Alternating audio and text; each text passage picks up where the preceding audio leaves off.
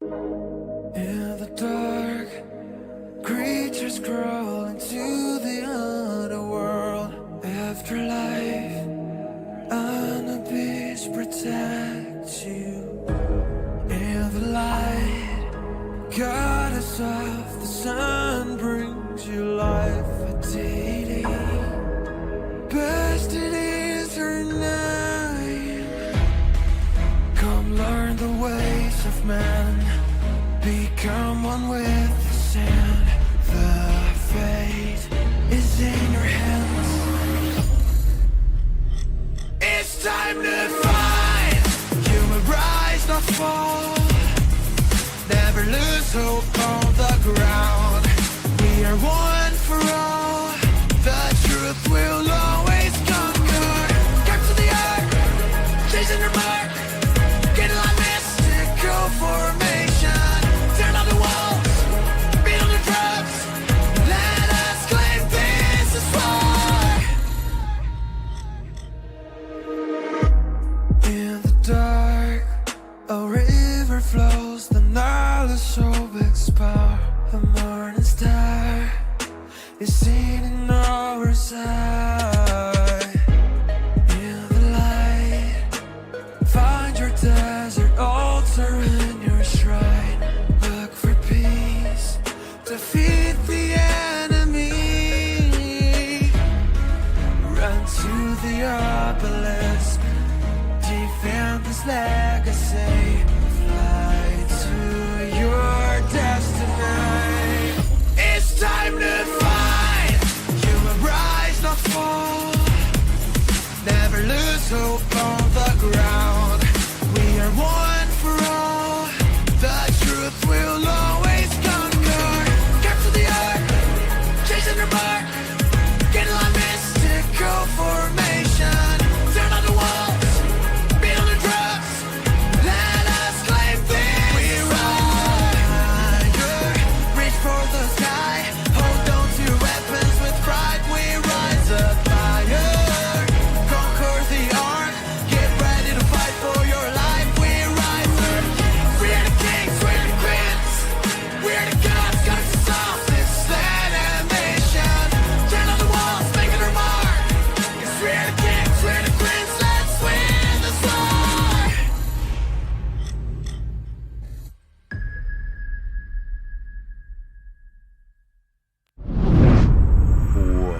What's going on, Governors? Chiscool here, and today we're casting the Osiris Grand Finals.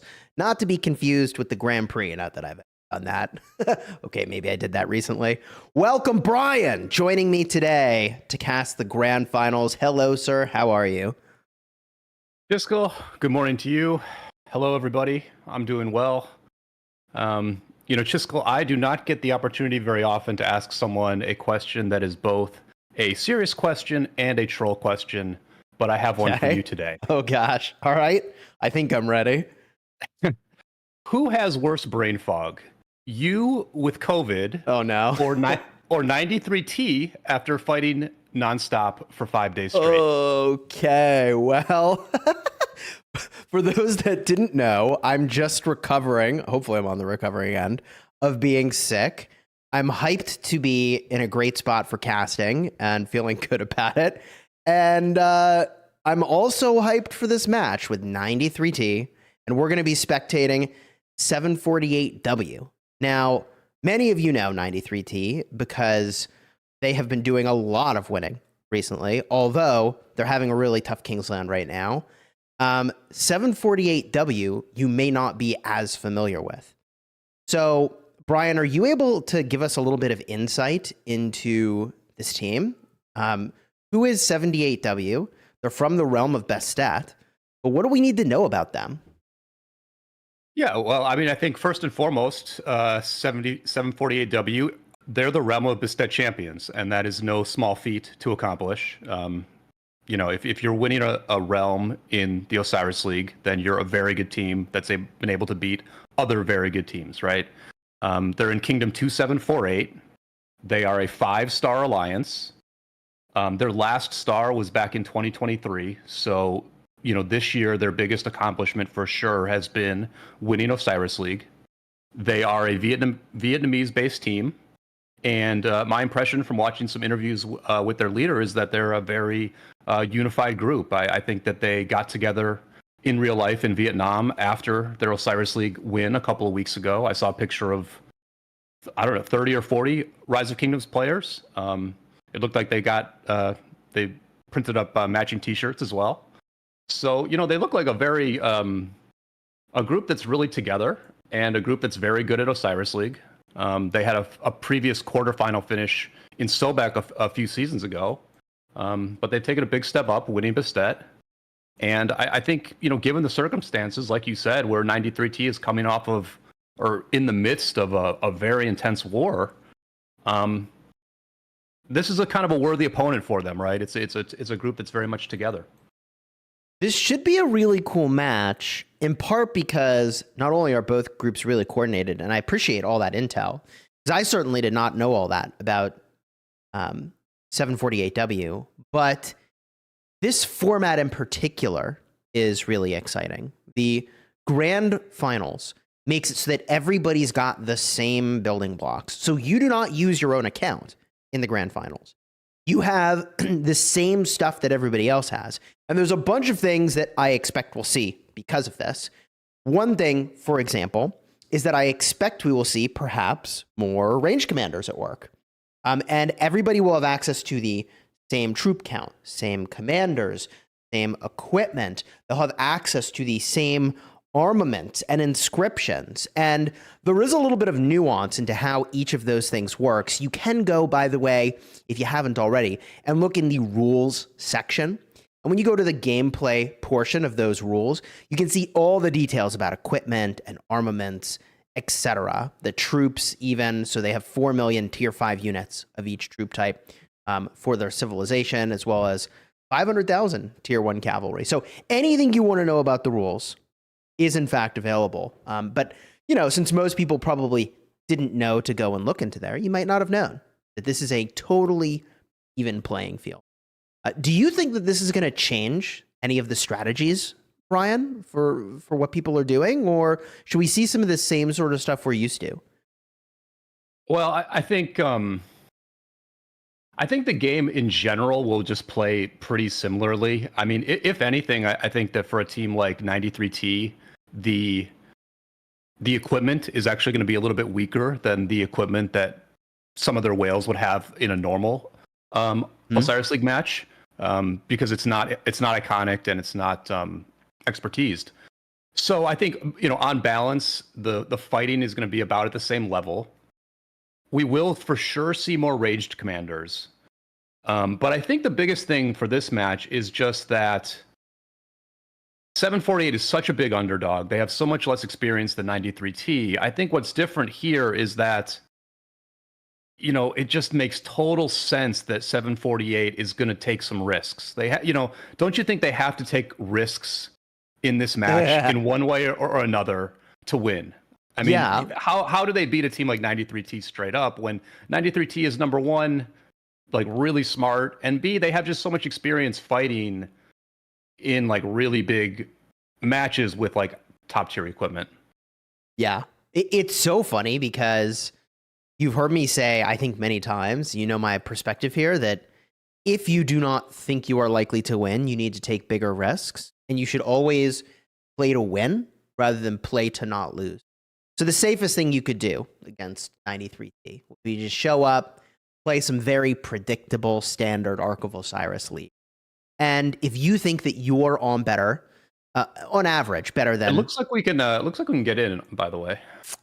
Yes, nothing happening yet. We're in that 3-minute warm-up window, but I am able to jump in there, and it will start in just a minute. So I'll switch the scene over in just a second. But yeah, if you think your player on average is better than their player, your strategy is on average better than their strategy, you just play standard Ark. But to answer your question, you got to be pretty good, be on average better than 93. And that the equipment and everything else is the same. So I think we are perhaps, if they're playing to win, more likely to see some unexpected plays. And there are a couple actually that have surfaced recently that are really powerful. Maybe we should talk about some of those plays. I'll jump in game, put the match on full screen here. It was really... Sorry, go ahead. Yeah, I think there's two big strategies that we've seen develop in recent over the course of this season. The first is the use of sneaky tactics to do a variety of different things. The main one being different sort of obelisk tactics. We've seen teams sneaky tactics their way to swarming the enemy obelisk and stealing it.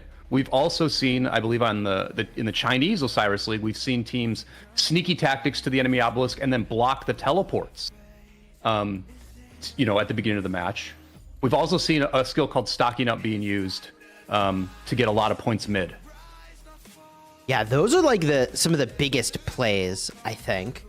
The sneaky tactics opener for the Ob is really powerful, but it looks like both teams opting for a much more conventional, energetic start here.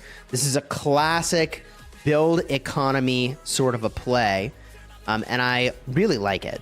Right? Like I'm actually a sucker for economy and value. I guess that should come as a surprise to no one. I'm a sucker for value, and using that energetic start is just straight value. Yeah. And so, one thing to really watch right off the bat here is, if 748 is going to do some kind of sneaky play, one of the times they would do it is right at the beginning of the game.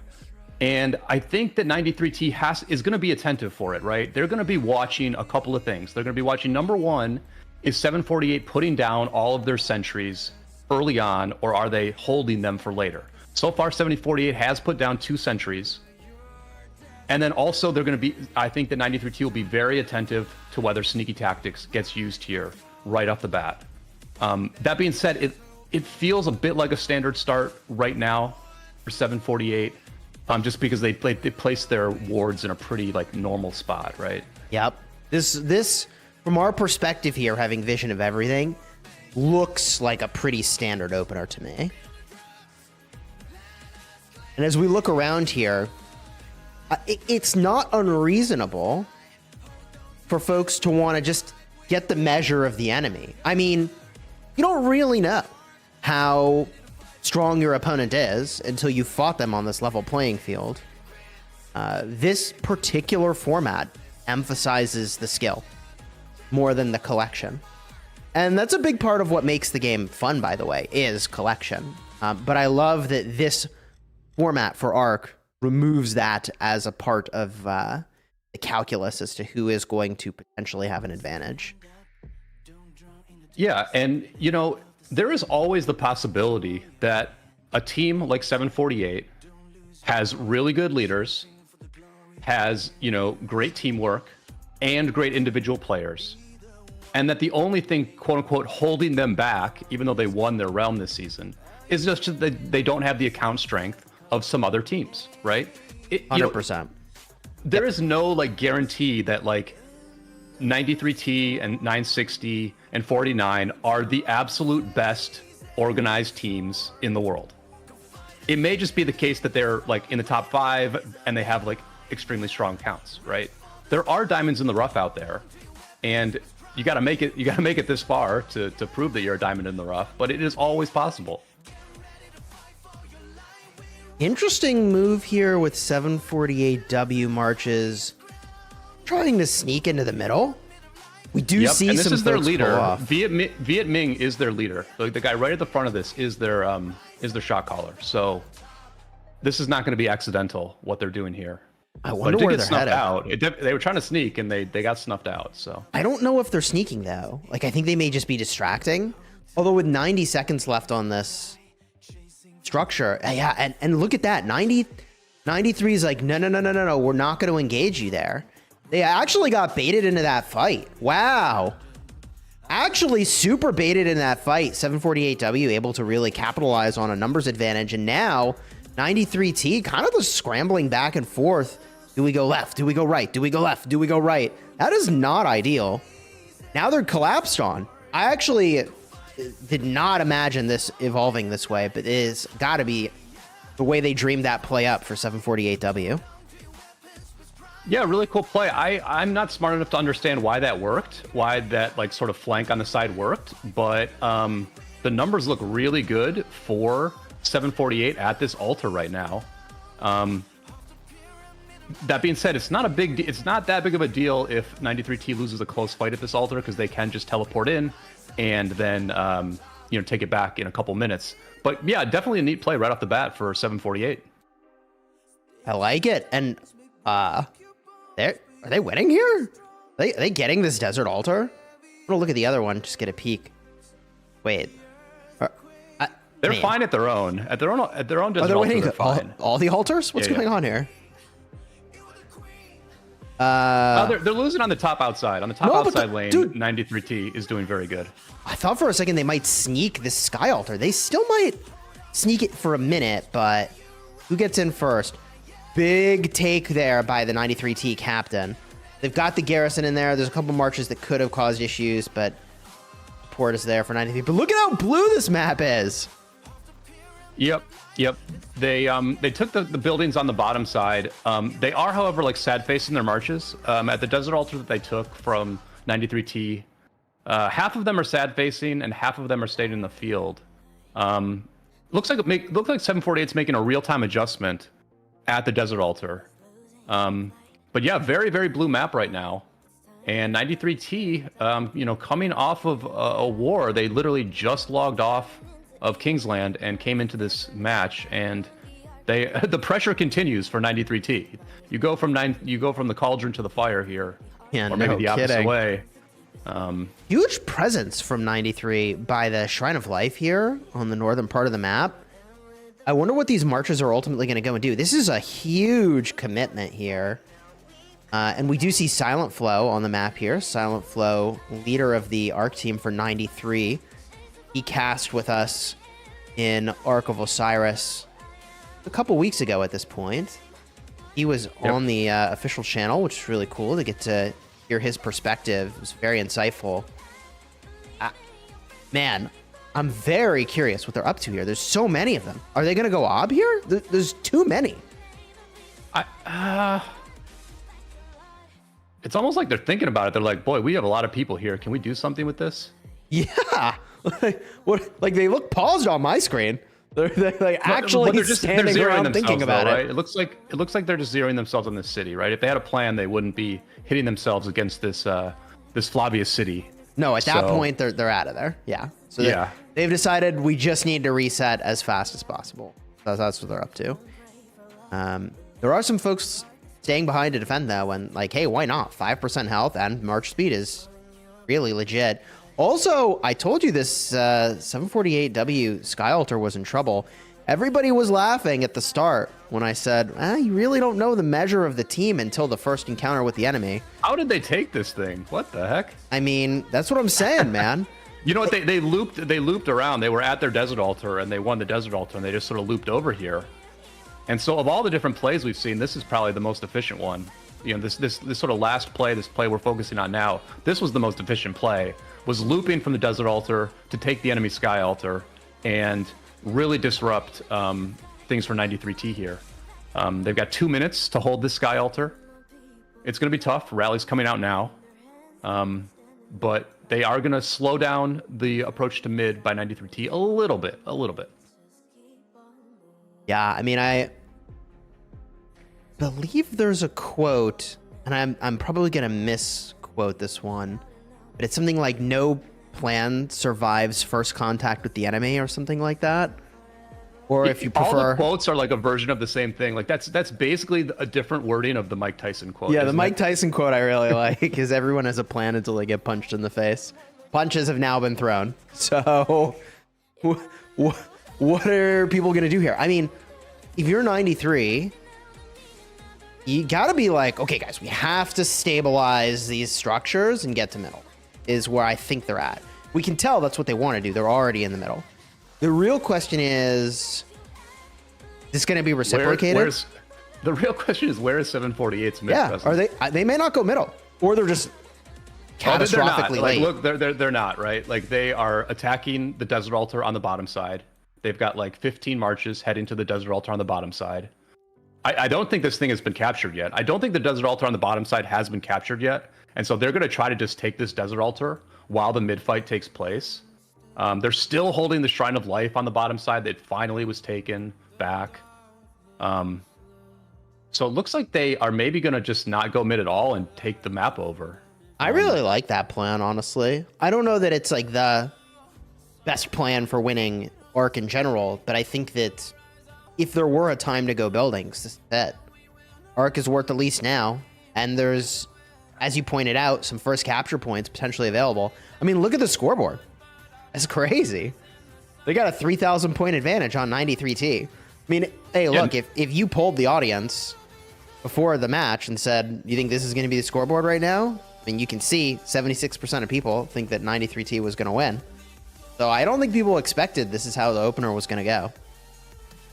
Although, shout out to the 23% of us who voted for 748. Wait, you said of us. So did you vote mine for was a bit of a 748? troll. I saw the poll right when it opened, and I was like, I want to make this 100% 748 right at the start. Okay. I did bet on them, though. I mean, just a bit of a... Listen, if you didn't bet on the two giant underdogs today with your coins, then what are you doing with your life? Because the odds were heavily in the favor of the two big favorites. Yeah, so just to talk about betting strategy for a moment, I know you've heard me say this before, but you could win, like 1 Auric for every 10 you commit to betting on the overdog, or you bet on the underdog. You only have to bet a small amount of Aurics, and if the underdog wins, you are rich. You're like Scrooge McDuck swimming in the pool of Oryx, So this structure, by the way, has it still not been captured? Yeah, it still hasn't been captured. I mean, listen, 93T adjusted. They brought people back to fight here. But listen, at the same time, 748 is in fact going mid. They are going mid. They're going to get there late, but they're getting there late while accomplishing quite a bit on the map. Do you think they got a lot of people for 93 to leave the middle? And now I think the players at the Desert Altar redirected for sure. Okay, so sneaky tactics now, but this is just gonna be a mid. It's just like a mid skill. Wait a minute. All the marches are invisible. I love this, man. It gives you look. Does that damage reveal them? Desert Storm reveals them. Yes. So that's they got great counterplay. Busted. 93T saying nice try, bro. Just revealing all of them. Yep, but they still get the attack buff of sneaky tactics. Yeah, I think it's an all damage boost, and it's meaningful. Yeah. And it looks, honestly, 93T has a major numbers advantage mid. Oh yeah. 93T. So the combination of numbers and Desert Storm was kind of enough for 93T to very efficiently accomplish their mission at the mid. Yeah, this is the issue with using sneaky tactics in a position that is visible to your enemy. It's like, oh, they just disappeared here. Okay, let's put a Desert Storm on top of them. Really cool and counter. like we said before the match, we knew 93T knew that it made sense for their opponent to make a risky play. And one of those risky plays could have been sneaky tactics. And so if you think the enemy is going to put sneaky tactics on their bar, then it makes sense to put Desert Storm on yours. And so it's just a sensible play that that worked out very well for 93T there. Although the map is still being majority controlled by 748. Can I express a concern to you?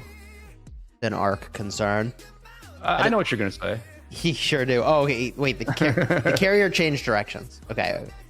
I thought it was going to the outpost, like solo venture to the outpost. I was like, nah, ain't no way that 93T is going to take that Arc to an outpost with no escort.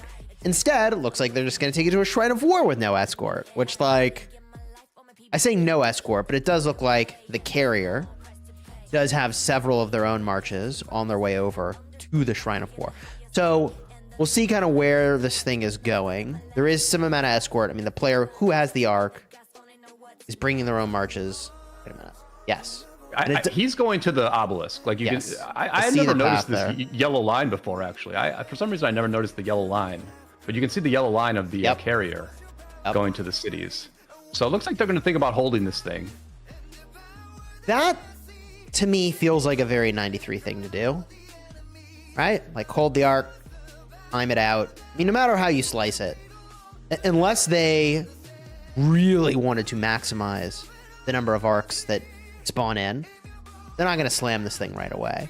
And I think if you're in 93, you're probably a little shaken by how this opener has gone so far, honestly. None of that, I would say, is what I would have expected from 93. Like if I was in 93, you know? Yeah. On the other hand, the openings are always like an opportunity to be super organized and do like very efficient things. But as the game goes on, you sort of settle in to the natural rhythm of taking buildings, defending buildings, going to mid.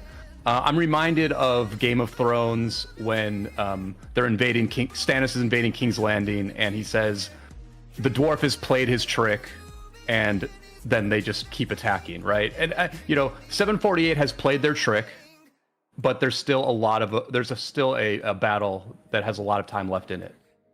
So 93T is going to sort of like hold the arc, evaluate, and go from there. Even activating energetic here, so kind of settling into the long haul at this point with that energetic activation. And in terms of points used, and attacking, right? They're attacking. They're attacking the desert altar on the top side. They're still and they've taken the sky altar on the bottom side already. So they not only took the arc, but they were able to use those mid marches to get some things done on the sides. And in many ways, the pressure now is back on 748, where okay, the dwarf has played its trick, but does it have that second act? A fair question. They've still got enough of a lead that we could say, well, their opener here did what it needed to do. Right? Like, the reason they didn't contest arc is because they thought they could get a better position by not contesting arc. And I think they accomplished that, actually. The only way in which they can no longer say that is if they fall really far behind on structures. So as soon as they stabilize, which it looks like they're about to do here, the Sky Altar, yep, there it is. As soon as they stabilized, like that, I mean, that opener, I would say, was favorable to blue. 748. Definitely. I wonder, who do we think got the first capture on this bottom side desert altar? Honestly, I'm not sure. Yeah, I'm not sure either. It would be kind of funny I almost think it was 93T. I feel like it probably ended up being 93T, actually. Has to be, right? If it we'll see in 30 seconds that's the only thing about larger points. That's the only thing about not going mid is like it almost feels like the point differential was gained like very early on, whereas like when they avoided mid, when they gave up on mid, it really feels like they only took like one building. They only took that Shrine of Life back. But it's at this point it's a tie game, and we just kind of go from here. You are right that it is pretty much a tie game. Once that arc gets scored, it'll be pretty even. It all kind of depends on how these structures shape up now. It does look like, from a points per minute standpoint, 93 is gaining the advantage. Yeah, 93 on the attack here at the Shrine of War. The enemy, the blue marches are actually bypassing this building. They're confident that their Shrine of War can be held anyway. And blue is setting up for another attack on this desert altar, which continues to be pressured. Yeah, it's kind of crazy because like that attack actually is underway, but not succeeding. Although, yeah, I mean, they got it down to red. Hold up. That swarm. Dude, swarms just... They are scary these days. And you know this because you remember... Did we cast together when it was a really, really young realm? And we were yeah. It took forever. And like swarming is like not like even arc fights take so much longer in a super young realm. So we know that damage has really ramped up in a way that did not exist in the game previously. Do you think the damage in a match like this... took the shrine. Yeah, it was a gamble. It was a gamble by 748 to like not defend that shrine. That did not pay off. And it did not pay off. You got to take risks, but that hurts. You lose the stats and you lose the points. And you can see that reflected in the points per minute. So 93T kind of stabilizing into the rhythm of the match now and doing the thing that they do, which is playing very solid fundamentals for Arc. Yeah, and on the other hand, just really interesting movement by 748 throughout this match. I mean, if you look on the bottom side now, their players are like running past the Desert Altar and just like picking off 93T marches in the middle of the field. And it's almost like 748 is very hesitant to do like full ball fights, and they're choosing instead to do these like smaller skirmishes. And it's just very interesting movement. Not the type of movement you normally see. Like you see all these marches that are like in the field there. They're picking off these other marches, and then the other marches are doing the conventional thing of attacking the actual structure. It's very interesting. Very interesting stuff that 748 is doing, and it has worked at times for sure. Yeah, that's sort of... I think split push is not the right way to describe it, because that means you're pushing different structures at the same time. But they'll send like a band of people to go one way, still relevant to the main push, like you see down here, but then the main push moves in. And at the opener, that's exactly what they did. They had that like group that ran off to the side, sort of hugging the canyon to the temple area, while the main push went toward the altar, and then they were able to sandwich. And they're doing the same thing again here. It's actually surprising they're able to use this tactic repeatedly. Yeah, it's the same player, Viet Minh, and you know he won that first engage, and his marches stayed fresh, and now he's hitting marches that were walking to the temple. I mean, it's not often that you see like movement actually mattering. I mean, we just watched 5 straight days of two armies just like charging right into each other. And we're seeing something very different from 748 here. And I love the fact that it seems to be sort of working. Oh, yeah. Oh, yeah.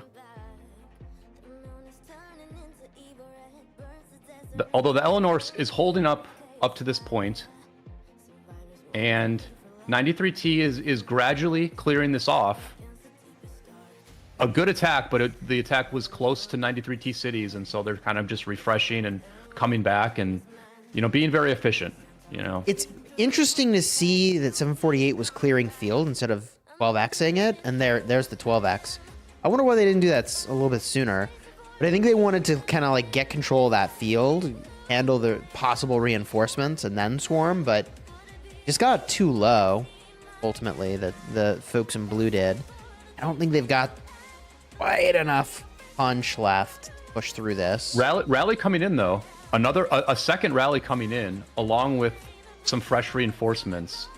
At this point, you kind of hope to pop the captain, right? That Eleanor's been in there a long time, and you hope that maybe you can pop this captain and that there's nothing backing it up. You generally expect 93T to have a backup ready, especially when they have all the commanders. Yeah. I think if this were regular Arc, the chance of a pop here is a lot more likely. But you are correct. Like, if they have not prepared the backups, looks like they're chilling for now. They could really get in trouble with a captain pop here. That Justinian rally just really taking the swarm. Not going to last very long. There it is. Timing there just a little bit awkward. Rally just ahead of all those field marches. But 748 does have 93T on the back foot, right? If we just assess this lane alone, you can say that 748 is at the very least drawing with 93T, and perhaps you could say they're winning because they're just like applying more pressure. And as you scan across the map, that's largely the case in every lane, is that 748 at this moment is on the attack in every lane. The score is slightly in 93T's favor once they return that arc, but we are halfway through this match and it is very close. It is very close, but I do want to call out the fact that 93T is eking out that incremental value here. And I think from their perspective, if I had to read into this, they want to cap this arc and just run it back. They want to run back that first 30 minutes and do it again, and they just win. Right? So they're probably sitting here thinking, if we can keep doing this, if the enemy will let us do this for another 30 minutes, we win for sure. And I think they're correct in that assessment. Unless something else changes, this isn't working for 748. They're losing their advantage that they earned at the start. Well, I mean, the points per minute are tied. You know, the point generation at the moment is tied, roughly. And we have not yet seen a real mid-fight. We have not yet seen a fair mid-fight where both teams use optimal skills and both teams have most of their people. I'm going to predict that we're not going to see a mid-fight in this game where like everyone's at mid, just because there's so much action on the sides and they just seem to be inclined to do a lot of side stuff. But we have not seen a real mid-fight yet. And everyone has the same equipment. Everyone has the same commanders. So, you know, in that sense, all bets are off as far as who will win the next mid-fight. I'm definitely eager to see it, quite frankly. We haven't had one yet. So we still don't even know what that's going to look like. And I don't know. I'm inclined to believe that 748W has done their practice. I mean, if they have met in person, right, to like hang out and celebrate their arc win, they're probably the kind of group that's been practicing. And 93T, I assume, has not had an opportunity to practice in the last 5+ days. No, I would bet that they sent out an alliance mail or however they distribute the strategy. I would bet they sent out a strategy like an hour before this match and were like, you're in this lane, you're in that lane, do your normal thing. I honestly think that's all they had time and energy for. Just because they've just been fighting the whole time, you know? Right. That feels, I mean, I think they probably would have distributed it like before their first pass opened for any fighting at all, like 5+ days ago, if you're just kind of running back the same strategy. But yeah, the sentiment of what I'm saying is the same as what you're saying, which is run it back. do the thing we already know how to do, because there's not a lot of time to practice something different. And quite frankly, they've been playing together for long enough that they probably have plays in their playbook that they could run or swap in, and they just sort of pick the series of plays they want to run and then run it. Yeah, I was listening to, this channel, the official Rise of Kingdoms channel, released a video yesterday of interviews with leaders of all 4 of the realm-winning Osiris League teams. And one of the interesting comments that one of the leaders on 93T made was that the question was like, are you going to see different strategies in the grand finals? And what they said was that we probably won't see new strategy in the grand finals, but we probably will see them in the Grand Prix. And what I took from that, when I heard that, I just sort of thought like, okay, well, 960 is a very conventional team, a very sort of like standard team. And, 93T is not unconventional either. They push all the edges that are possible. They maximize the conventional strategy, but they're pretty conventional as well. So, I think that is sort of what you said is correct, that they have things in their playbook, but they don't necessarily feel like they have to bust them out, because they sort of know what they thought they knew what to expect from all these opponents. But 748 has been dynamic enough here to upset the apple cart a little bit.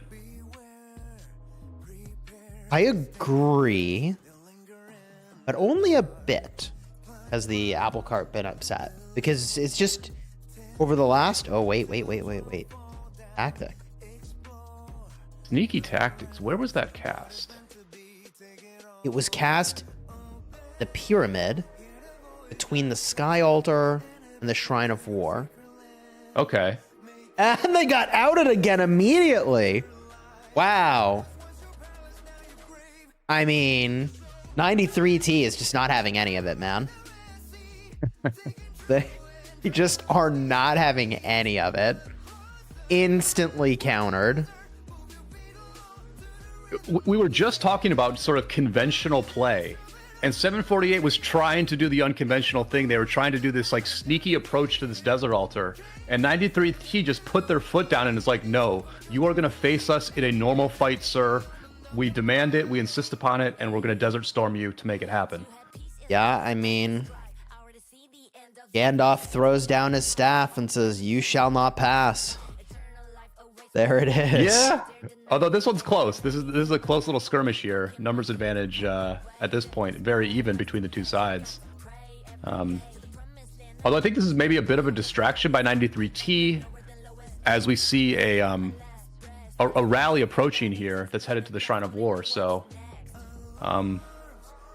you know, there's still just like a lot of stuff happening here. Not a lot of buildings getting flipped, but just a lot of like small scale fights all over the map, and then skills being cast in between mid fights as well. Hopefully they both have 10 points here.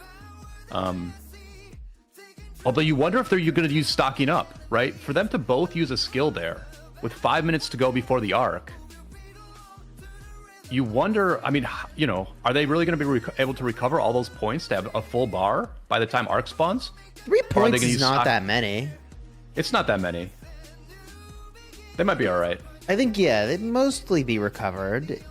And I suppose if anyone's got a recovery advantage, it'd be 748 because they're behind.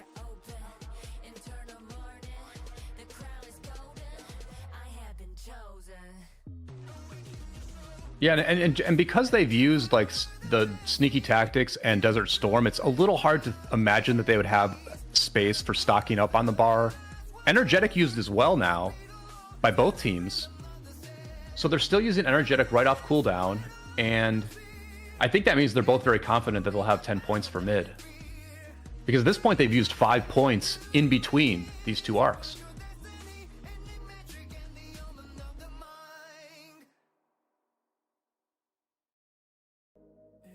Just looking around the map, and it's pretty even. 4 minutes till arc.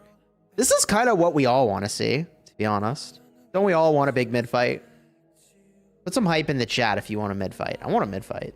That's what I want to see. I don't want to go the whole match and mid fight.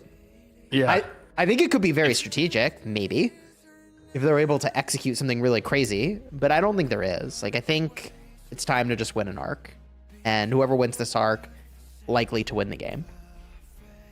Yeah, but you know what, man? 748 is playing with fire again as to whether they can get to mid on time. If you look at the top side Sky Altar, they're attacking the top side Sky Altar right now.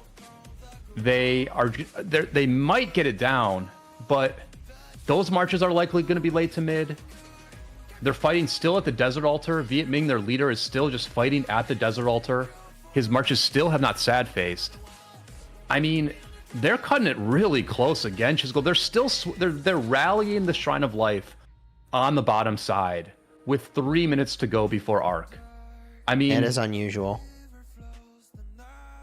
And they do have good presence though mid. Interesting that we have not seen any siege marches here, right? Because if you get to mid early, you can set up those siege marches first and sort of keep the enemy away, right? Yeah, I mean, it may or may not be meta, but they aren't using them.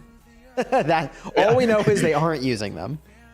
It may or may not be meta, but it sure is fun if they. Yeah, right. Well, I mean, like, we just don't know, right? Like, maybe the siege marches here would be really powerful to control this fight, but couldn't tell you. Nobody's using them. So either they've all correctly identified that it's just not the right play to use ranged in mid, or both teams are just going with what they know, and they know that these other marches they've got are good. Yeah, and one of the other interesting things that 93 said in that interview was that they said that 49 had sort of revolutionized certain things about how to play Arc, And I think one of the things that 49 revolutionized is the idea that you don't actually have to take the temple. You can just stay back and attack into the enemy. And in that sense, ranged marches are a little bit less effective because if you set up at the temple with your ranged marches, the enemy can just like stand far away and then charge into you when the time is right. But you know, we've got 90 seconds before this thing spawns. No engagement yet. Both teams still like irresponsible high school students who are late for class, still trying to get to this mid on time. And what a metaphor. Like, who's got the bigger numbers here, you know? Man. What do you think, chat? Who's got more? This is the sort of situation where, and by the way, you can see these cavalry dancing around for 93. They're actually just kind of scouting because they don't have vision. So they're trying to just keep vision as to where the enemy is. Smart. This is the kind of situation where you're pulling troops from your garrisons, potentially, to go to the middle. Right? Like, technically, you don't have to keep all your garrisons full right now. If the enemy doesn't attack you, then those troops are wasted in a garrison as filler, right? All you really need is a captain in each of these. An honesty check, so you couldn't, like, one troop them. Yeah. And right? I want to note that, like, well, it looks like they're probably going to go in, but I will say that 93T is attacking multiple buildings right now. 93T has like a dozen or so marches that are attacking buildings on the side. So they're sort of like trying to do both. They're like, we might not even need this mid win. We might be able to win without it. Interesting choice. Bog down, dust up, to the death. To the death. So it's gonna be to the death versus, yeah. This is like this is the test, right? To the death versus dust up Heaven's Grace. Silent Flow said when he casted that he thinks Heaven's Grace is the best skill for mid fighting. Mm-hmm. We know 93 really believes strongly in that skill. We can zoom it out to see the dots here. I guess 748 didn't watch that broadcast because they went with to the death here. Well, I mean, just because 93 thinks it's better doesn't mean it necessarily is. I'm inclined to think, though, when they say it's better, it just is. But now we find out, right? This is it. Arc is on the 93T side. Numbers look in 748's favor. I see more blue marches. Sure do. The fact that the Arc is over there is helpful for 93T, but this looks like a win for 748. It is a win for 748. Look at that train. Wait. Hold up. Dude, we got... So, the thing is, though, they have... 93T's been working the sides. They've been working the sides, right? So they've got like I mean... Yeah, they worked the sides, but... that was not where they needed to be. No, but this is just a close match. This is who's going to play better and score more points in the final 20 minutes. Oh, you know, Siege March. Let's go. Now they bust out the Siege March. We just had to talk about it enough. And, you know, that just... yeah. The law of streaming. The opposite of whatever you say becomes the reality. Yeah. Well, there goes the Arc. And with it... possibly 93's hopes and dreams in this tournament, but I believe that it ain't over yet. Because no, it's not over. No. Well, actually, yeah. I mean, 93T has ambushed some of the greatest teams in the history of Osiris League. So, for a time, I was calling this maneuver pulling a 93. So. Yeah. They're definitely going to take a shot against the Bastet champions here. I think that this Arc is very underprotected. And by I think, I mean it's alone, so this is a disaster. And by underprotected, we mean this thing is cooked. It is a T1 carrier. Yeah. It is a double C. Good run. Like the carrier has done a nice job of being fast. Yeah, but you can't juke all of this. An ankle breaker, maybe one march, but like not all of them. I don't think so. Arc is down. And now is when 748 finds out about that 93 taking the arc after the arc has been won by the enemy team. I will let you know that on the bottom side, 93T had been attacking the Shrine of War with like a rally plus marches. All those marches redirected. They did not take the Shrine of War. They have redirected and are moving now across the map towards this ambush. So this is a full commit by 93T to ambush this arc. And they have a massive numbers advantage at this arc right now. Yeah, I mean, you can really tell 748 somehow did not expect this move from 93 because there's just no support there for 748. This arc is looking like it is free as can be for 93 now. That is crazy, man. This has got to be the most well-known trick in 93's playbook right here. We've been talking about this one for seasons. 93ing the arc. And there it goes. Now, what I do find extremely shocking is how, yet again, the arc is not as protected as I would expect it to be. Yeah, I know where the marches on the bottom side went. The march on the bottom side for 748 just like went to try to take buildings and stuff. But where were the marches on the top side? Like I'm just like kind of. I wish I had tracked that better to know like why this became such a disaster so quickly. 748 was pushing into Sky. They took Shrine and then they reset on Ob. They reset their marches on these cities over here. You can see the smoke still. So they were just on offense. Yeah, it was like the momentum. I mean, 93T correctly identified that they had like so much momentum there, and they just overwhelmed 748. Yeah, I think there was a real misread there from 748 on what their situation was. And for those of us that spectate 93 all the time, it's like the single most expected thing 93 would do would be a backswing on that arc. But 748 was definitely not ready for that.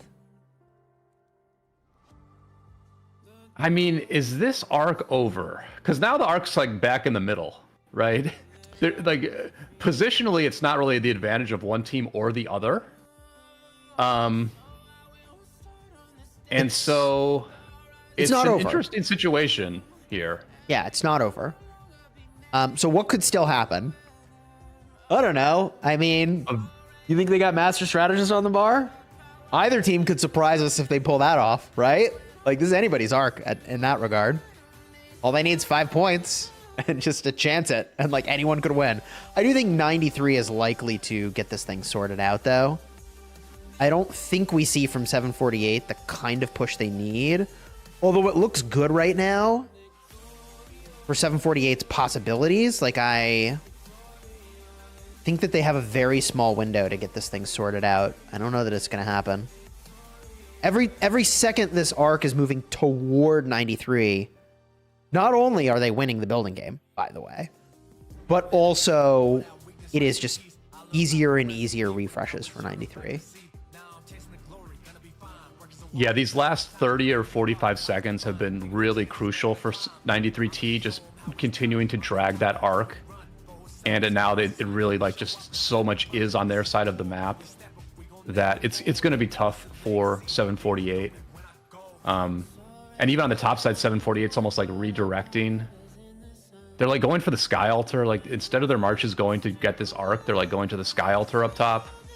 Yeah, it's way too late. It's... I guess they've kind of given up on this arc. Tough moment for 748 when they were so close to, trying to pull the upset of the century here. Now, this is the kind of escort I expect to see for this arc. By the way, this is what we're looking for right here, is this level of escort. I just don't think they're going to be able to take this thing anymore. So, it's a tough spot for 748. What they could have done differently is instead of saying, we got the arc, go on offense, Yeah. is to say, we got the arc, go on defense. And like that one call ends up being, I think, a big differentiator for them. How many marches do you think they would have needed? I mean, that escort had what, maybe like 6 or 7 marches escorting? How many marches do you think it would have needed to get the job done? If they had taken the marches they sent on offense to the Sky Altar and Shrine of War and just kept them by the arc, we'd be having a very different conversation about who's potentially going to win the game. Yeah, that's a pretty wild play. I mean, they were looking at the scoreboard just like me, right? They were like, okay, well, this is basically a tie game now. We still have to win the final 20 minutes. Right. But yeah, I'm glad you spotted that. At least we know like what happened, right? They just took those mid marches and went on the offense with them. Right. I mean, you could see when we were zoomed out, like 93T had unity of purpose. Like every single refreshing march was going to the arc. Period. You just look, you zoom out and you see every single march had a mission and they were on it. Whereas when you zoomed out and look for blue, like they were not going to support the arc. You could tell from that they were really unprepared for that maneuver. Yeah, and the interesting thing is, right, like if they had correctly escorted the arc and sort of stymied that ambush, then they would have made a ton of 93T marches inefficient in what they were doing, unproductive, right? Like it would have been a bad use of 93T's resources to ambush that arc if they had stymied it, right? And so like they were trying to win the final 20 minutes by taking buildings, but what they actually needed to do to win the final 20 minutes was just stymie that ambush and make 93 waste their time as we got into the end game. So it's really just about, if they just read their opponent better, I think they could have actually just like straight up won this match. Yeah. I mean, you could make the argument that like maybe 748's perspective was we need to get this arc and we need to get structures either way. So either we can do both of these things at the same time or we're going to lose anyways, which I feel like would be a reasonable conclusion to draw. Very reasonable. Very reasonable. I was over here drawing the same thing. I was saying the same thing. I wasn't even watching. I'm like looking at the scoreboard saying they got to win the sides now. Yeah. It's reasonable, but it was wrong, It's Yeah, like the Zen. It's like you got to be there's like this Zen approach where you're like, I'm not going to force things. I'm just going to like I'm going to do like the unconventional wonky thing that like actually makes complete sense, which in this case was simply just escorting the arc. That's all it was, right? But yeah, I think they just undercommitted to protecting the arc. Even if they felt like they needed to score the arc and get all the buildings in order to get the advantage, I think a little bit more arc escort, what they obviously needed. But, hey, still a great showing here for 748. I mean, they've made it a great game for all of us. And they've also done some, like, really interesting things.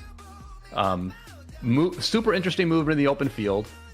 And then they just brought To the Death to the mid-fight and sort of just, like, threw it right in Silent Flow's face and was like, hey, are you sure that Heaven's Grace is the best mid-skill? I don't know for sure, but I feel like losing mid is a part of the strategy for resurging back in to take all the marches for 93. I feel like that's like a part of the plan is to lose and then come back and like leave their marches weak for that swing back. I don't know. Maybe I'm crazy. I did see 93L do that earlier this season for sure. They 100% like went small numbers mid and just like had kind of janky movement where they lost even faster than they should have lost and didn't use a lot of skills. And then that allowed them to like refocus the sides very quickly. Like they knew they were never going to win that mid fight. So they just like refocused the sides like very quickly while the enemy was just stuck in the middle. So I think there's some truth to that for sure. Arc is chilling, moving around between these cities here.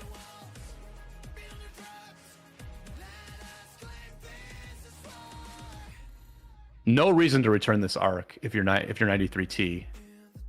They can just wait until there's less than 8 minutes left in the match, then return the arc.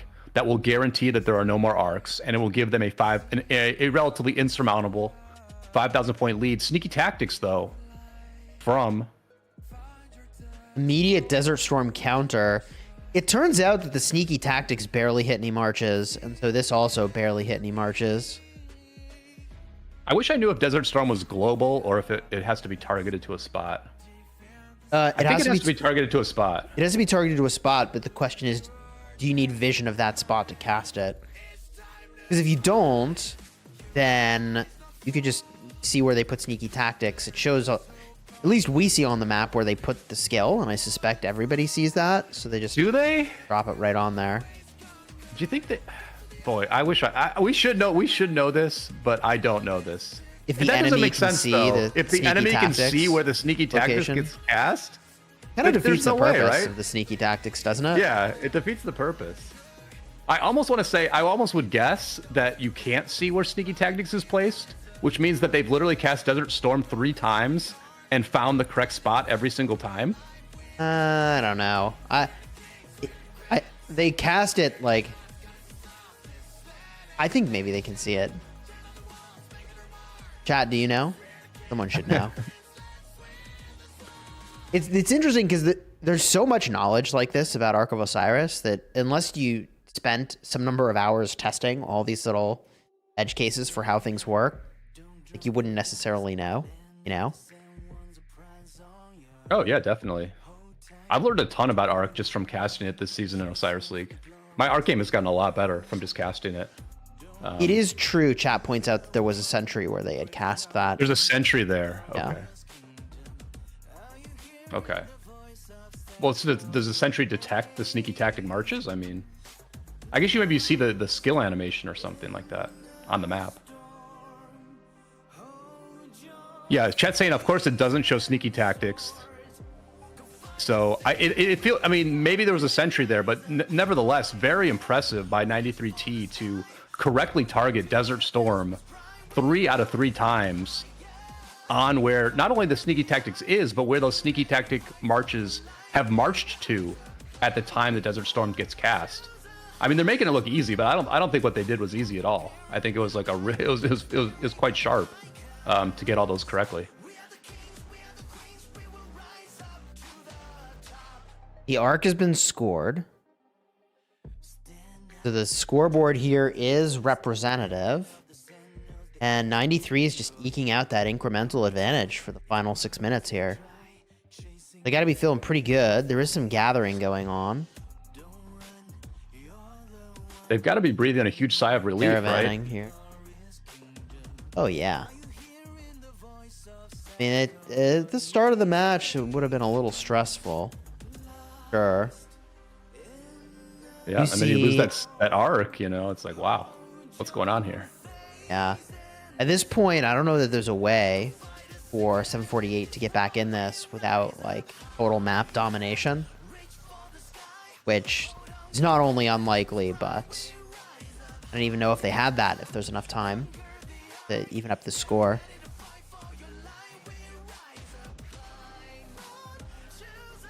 Interesting to see that when people have the choice of all of the commanders, people are using the XY. We're seeing a ton of XY out here in the field. Actually, I want to check if it's on both teams. I'm seeing a ton of XY on 748. On 93T, I'm actually not seeing XY, but it might be behind the Justinian. I'm not sure. I don't think you'd use XY as a secondary. No, you're right. You're right. You wouldn't. Actually, not seeing many XYs from 93T, actually. That could be a pretty big diff right there. Yeah, it's definitely a difference. But I wonder what they're using instead, because I'm not seeing like a lot of Ashers either. Looks like it's Justinian. Yeah, Justinian for the third Cav March. But I wonder what's behind the Justinian. Let's take a look. Peek it. Belly Prime. Belly. Okay. Okay. Justinian Belly. Interesting. Yeah, I mean, that means they've... Look at what's behind Huo. It makes a lot of sense, right? Like, it almost seems like a kind of obvious mistake for 748 to be using XY. Like, XY Justinian, like, wouldn't it be better to use either XY Belly or Justinian Belly, right? I mean, Belly has to be out there. Belly's the more obvious play than either Justinian or XY.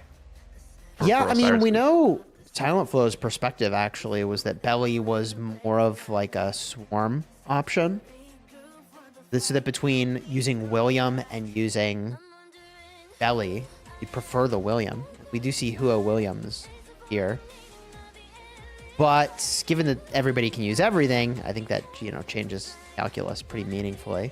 When we kind of know what the 1 infantry march is going to be, we know what the 1 archer march is going to be, right? You got your Herman Zhuge Liang. You've got your Skippy Liu Cha. So that's like very straightforward. I think extremely uncontroversial, but really good insight. You see a lot of XY for 748. I had not noticed just how much it's XY Justinian. It's XY Justinian in like almost all these cases. Some I think XY that's Williams. reasonable. That's a good combo. I mean, yeah, but wouldn't you use Belly instead? I mean, they're probably using 3 cav marches. No, you're right. So like something had to get benched. Yeah, right. that is an interesting point. But there's an XY Belly. Oh. Okay, so they're using some, yeah. Yeah.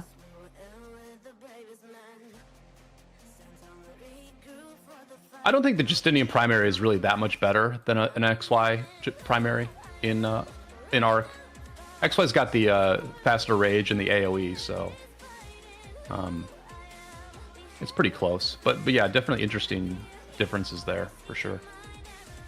We do know that 93 from their interview on the from their casting on the channel really values area of effect damage for mid, like very, very, very highly. Also, all Eleanor. We've seen no Gorgos at all. It's all Eleanor here when everyone has the choice of all the commanders. And that's largely because just people are able to fill with cavalry.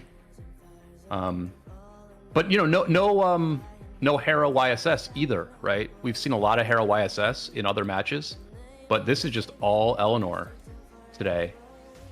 Yeah, And when you have your so- choice of everything, it's just, hey, use the calves. Yeah, you just use cav. Make it kind of simple, right? You just It build does, these because buildings with cav. you can have literally everybody 3 marching calves, and that just really like solves that.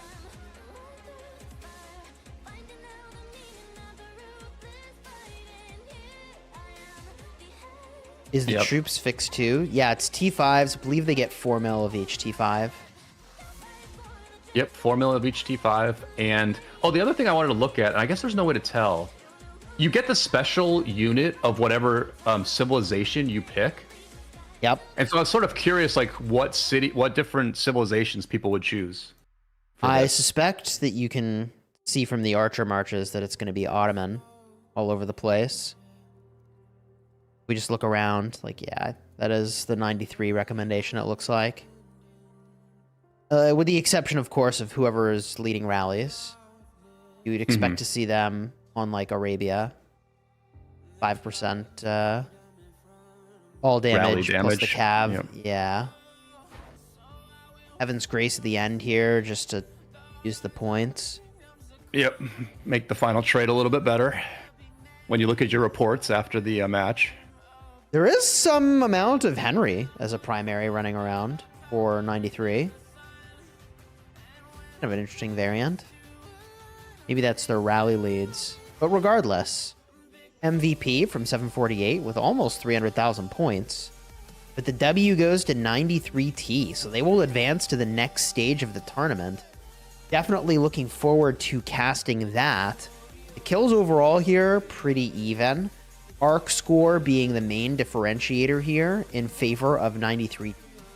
Whereas 748W did lock up more occupation score, but not by enough.